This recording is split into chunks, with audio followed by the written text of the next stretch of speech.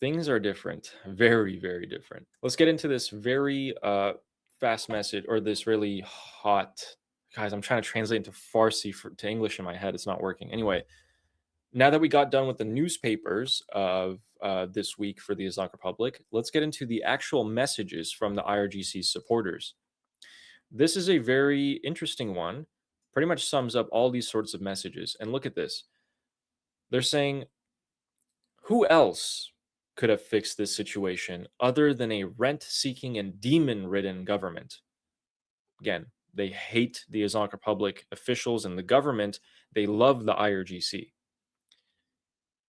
The goal of this demon ridden government is to make people protest again with high prices of gasoline and repeat what happened on January 8th and 9th. Otherwise, how could the price of gold have reached nearly 15 million tomans the day after the MOU, but now it's 20 million? Because they want to put pressure on the people. They don't care about the people. This might look like a message from the Iranian people themselves. This is actually a regime supporter. The regime supporter, when they refer to the people, they're referring to their own, the regime supporters, not the actual people of Iran.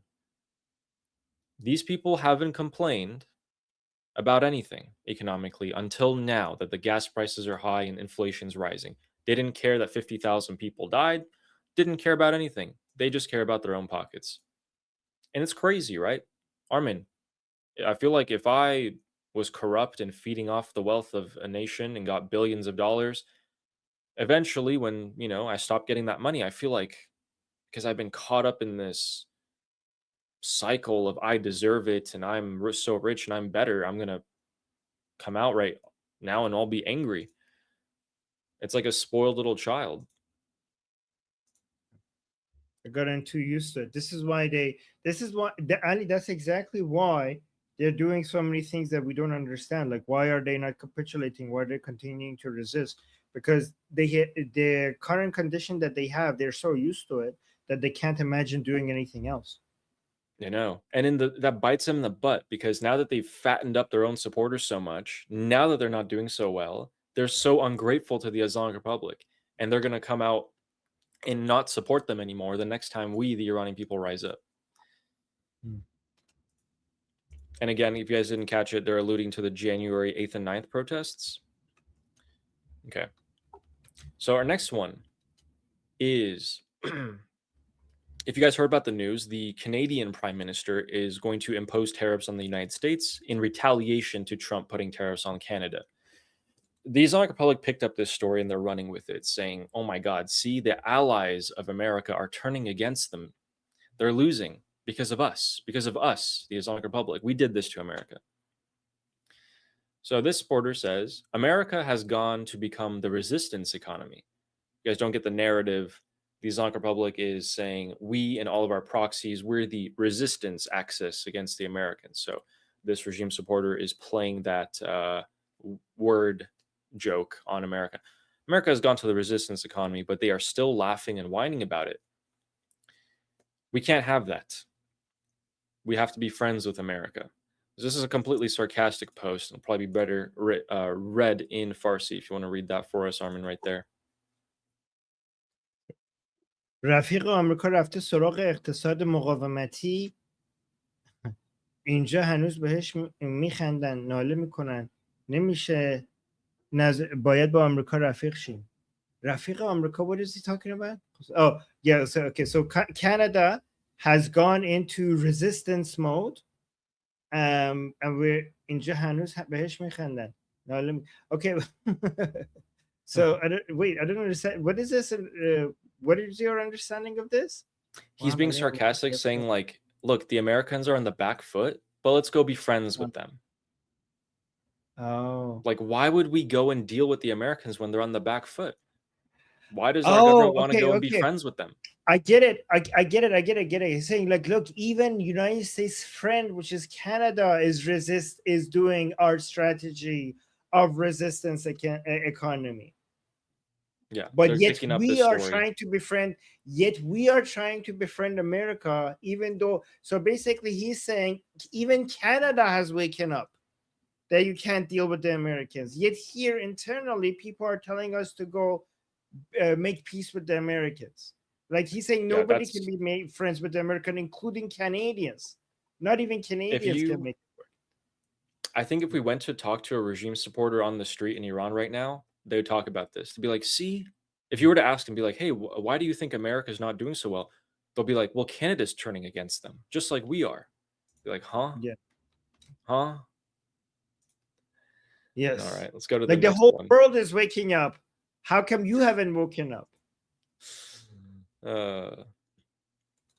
So we showed you guys a clip a couple days ago of that Chinese robot running, and that's what the news agency posts. They post a bunch of different stuff, miscellaneous, and then one of their supporters say, then here in Iran in the 21st century, they turn our country's electricity, they make it on a schedule. They cut off power to every city and neighborhood for 2 hours a day. By the way, it's a lot more than 2 hours a day in a lot of areas.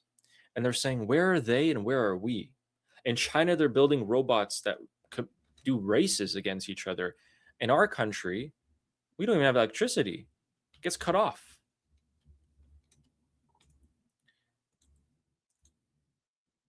The funny thing is, these electricity cutoffs have been happening even since when I lived in Iran, although they were nowhere near as severe and they were very much scheduled. It would happen for just a couple hours in certain parts. Now they're a lot more widespread, and so the regime supporters are outraged at it. Whereas before, in their rich little neighborhoods, they didn't really have this problem. Here's our next one. Yes, doomer message. Guys, we tell you all the time, the Islamic Republic does not report the facts to their own supporters, which is very understandable. If they told them the actual facts and the reality of the situation, there would be riots. This is a regime supporter saying, due to the US naval blockade, Iran's oil exports have dropped to zero. Iran's foreign exchange earnings have fallen by 1/6, and our southern ports have been completely closed. Farce News is asleep and is trying to portray the country's situation as good. Farce News does not publish any news about the naval blockade of Iran and the drop in Iranian oil sales. Mr. Farce News, how far is the lie?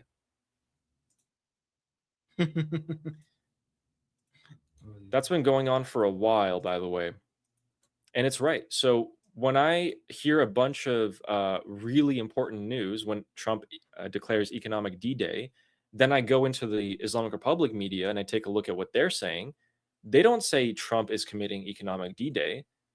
They say Trump is claiming the Strait of Hormuz for himself, and he is trying to put pressure on the Iranian economy. That's it. That's all they say. They don't say the UAE just cut off all financial ties with the Islamic Republic. They don't say that we can't grab economic help from China anymore. They don't say all that. These people have to download and install a VPN to connect themselves to, like, Madrid, for example, to be able to access foreign media that tells them the truth. And they do that. A lot of them do that. Yeah. They actually say, they say on their social media that curse be upon the Islamic Republic for making us having to go listen to this yellow dog, meaning they mean Trump, this dirty yellow dog, to see what the actual news is. Yeah. The dirty dog that killed our supreme leader. Curse upon you, the officials of the Islamic Republic that has gotten us to this position.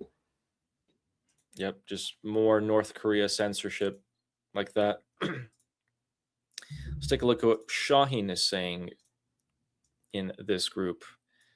Here it is. This week, the president of the Islamic Republic has been dragged through the mud on purpose. He's the fall guy. Now he's getting the brunt of it. And he's saying, incompetent Masoud, which is Masoud Pezeshkian, the president. Incompetent Masoud, since you came, you destroyed the country's economy. There's been chaos. There's been war. You are used by whoever you worship, which is the supreme leader. You are a tool in the hands of the clerics. You carry out whatever he orders.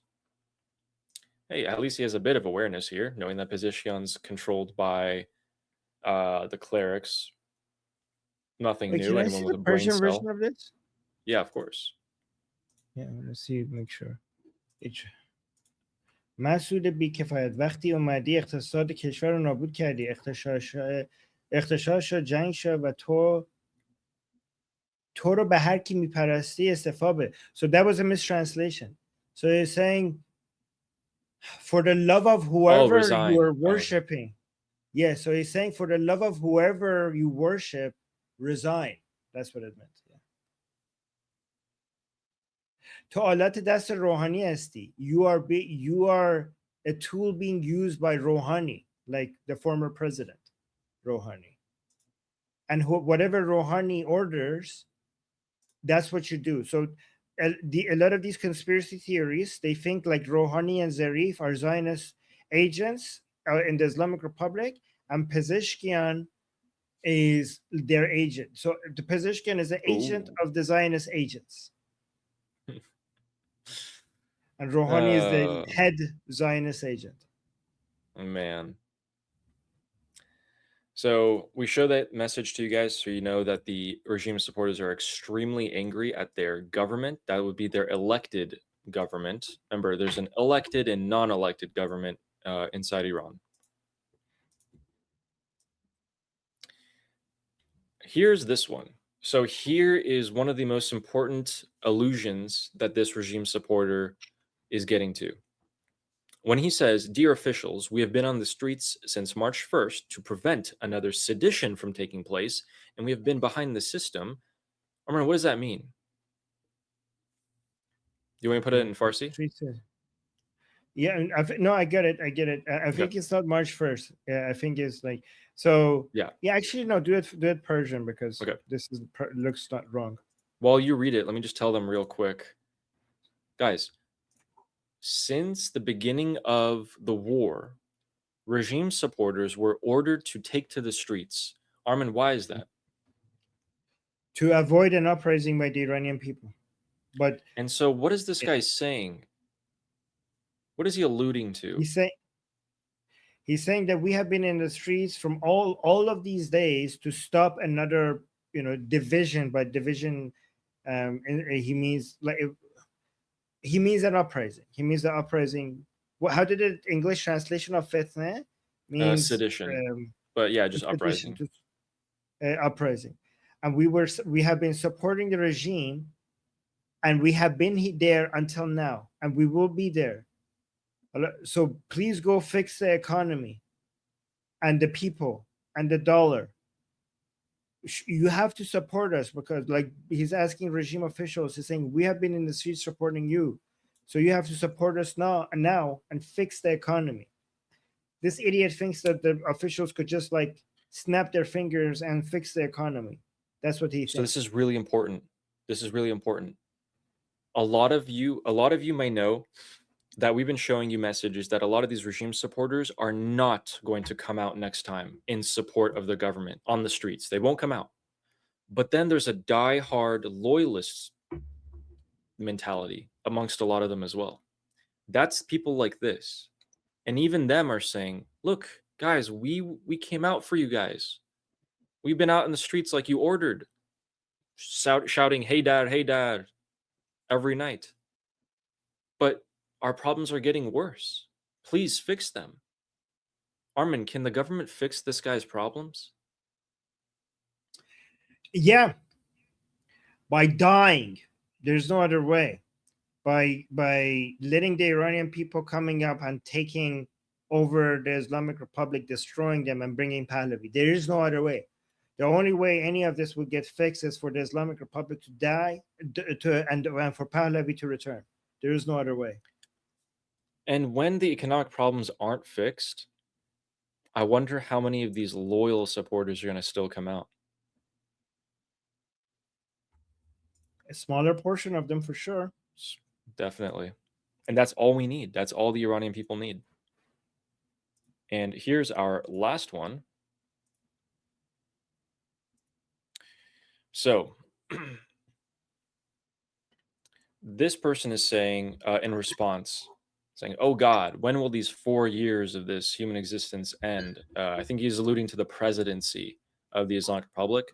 Pezeshkian was elected and brought into power 2 years ago. He's just 2 years left. This regime supporter is saying it won't take 4 years. Rest assured, these traitors will soon be uprooted from the country. Do you think when push comes to shove, that the regime supporters might go in and remove all these traitorous government officials of theirs? Guys, this is very interesting, Ali, that you're asking this and showing this. Do you know what Ali is showing us here, guys? This is a promise of an uprising by the jihadi people against the current Islamic Republic, against the regime. So somebody is so angry with the current regime, some supporters, some jihadi people, thinking that they have been taken over by incompetent or traitors. And he said, like, oh my God, make the Pezeshkian time finish already, presidency finish already. This person is promising that, don't worry, we will get rid of them sooner than that. This is a promise of an uprising. This is the double uprising that we have been talking about for years. Now the jihadis are promising that. We knew what these jihadis were going to do before they knew what they were going to do. We knew these jihadis better than they know themselves. We predicted that they will one day say this, and now they're saying it. Yep. These are great messages. I've only found 3 or 4 of these over the last couple of months. But whenever I see them, I'm like, holy, this is treasonous words. Yeah. And that is the end of the allogram section. We're going to give you guys some updates. You guys remember September 30th? Look at this. Like the GTA, yeah. You're not understanding what I'm saying. GTA is saying, Armin, they won't go for regime change. Oh my effing God. They will still want some velayat faqih. I know that. So you have to understand what I'm saying from their perspective. They think their current officials within the Islamic Republic are not velayat faqih people, are not Islamic, do not have the ideals of the revolution. They want to do regime change to go back to having an Islamic regime. Just because I'm telling you what they believe, it doesn't mean that I believe them. And we are wishing them luck in going against this regime that they think is un-Islamic, or against the Wali Faqih, or against the ideals of the revolution. That's not my narrative, that's their narrative. And fine, go fight against each other. So that when we want to do actual regime change, the more these people fight each other, when our people eventually come out and do actual regime change, then we have an easier time. Again, GTA, you don't understand what I'm saying. Saying they're not going to help us with full regime change. You don't say. You're telling me that jihadi people are not okay with the regime change that we want? Like, you're telling me that? Oh, okay. You're telling me that jihadi people actually prefer an Islamic governance and do not want a secular democratic government under the leadership of Pahlavi? Is that what you're telling me? Well, thank you for that information. My name is Armin Navabi. I'm an Iranian political analyst with decades of experience fighting the Islamic regime inside and outside of Iran. Make sure you follow me for more, and also make sure you join our discussion group. I'm there almost every single day. Come talk to me there and the rest of the people there in our group calls. It's a great place to meet and talk to people who like talking about politics. The link is in the description and or in the bio. You could also get there by scanning the QR code on the screen. See you there.